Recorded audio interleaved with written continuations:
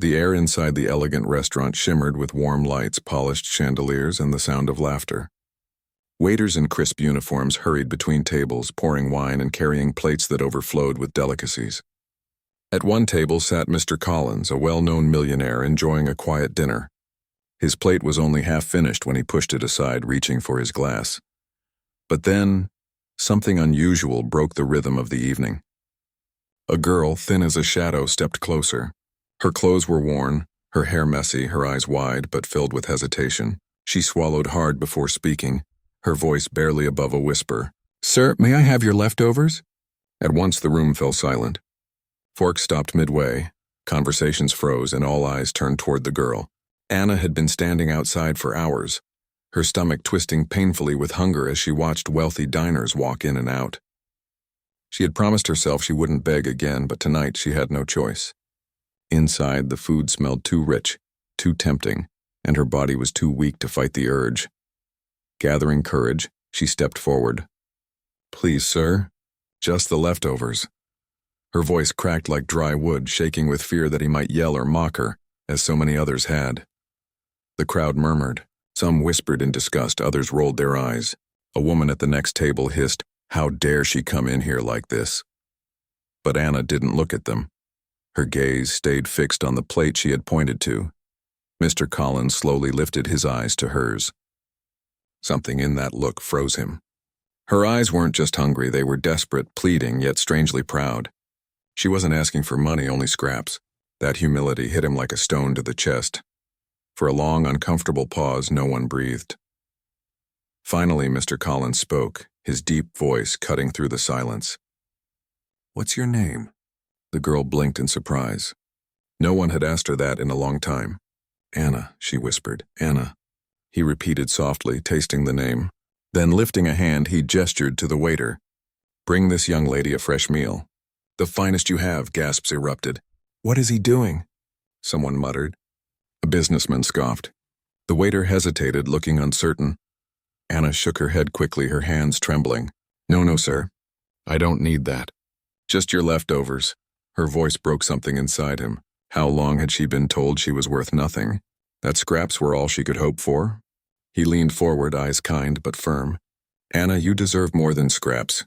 The waiter hurried off.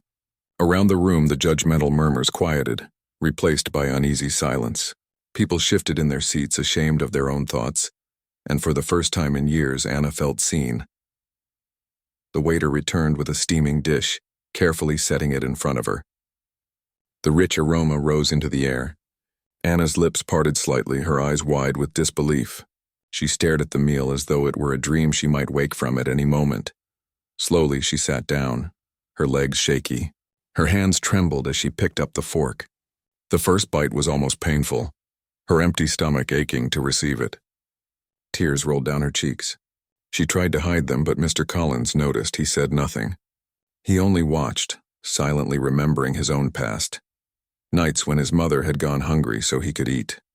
The memory stung, and suddenly he wasn't looking at a stranger. He was looking at himself decades ago. Other diners, once judgmental, now lowered their heads. Some even smiled faintly, moved by the simple scene. Anna ate slowly, as if savoring not just the food but the kindness itself. When the plate was empty, Anna placed her fork down carefully, as though afraid the spell would break. She whispered, "Thank you, sir. No one has ever treated me like I mattered." Mr. Collins leaned closer. "Anna, where do you sleep at night?" She hesitated, then admitted softly, "On the streets. I have nowhere else to go." His heart clenched. He had expected it, but hearing it broke something inside him.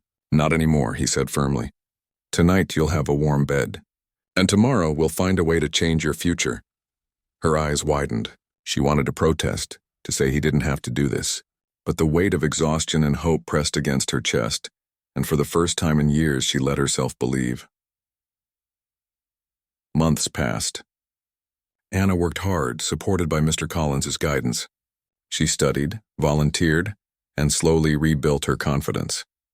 The day finally came when she stood on stage, dressed neatly, holding a diploma in her hands.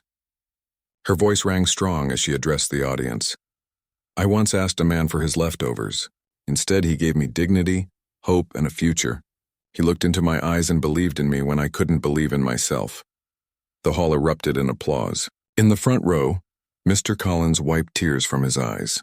He had given her food, but in return she had given him something greater, a reminder that one small act of kindness can ripple into miracles. For Anna, scraps had turned into a second chance. For Mr. Collins, generosity had turned into legacy. Sometimes a single question, "Sir, may I have your leftovers?" is all it takes to change two lives forever.